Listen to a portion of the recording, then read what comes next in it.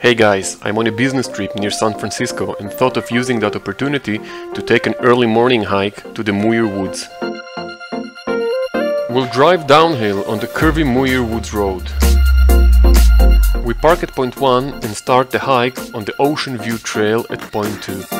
The trail is about 3 miles and is circular.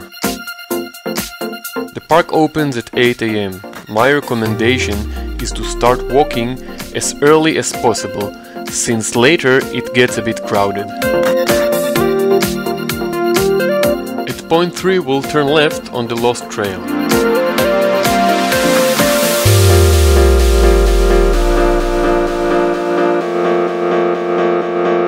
We'll keep on going downstream until we get to a small stream. Here we'll turn left to the Redwood Creek Trail. Some of the trees are so big you can walk right through them. We got back to the trail we've started with. We'll turn left and head back on the trail to the parking lot where we left our car.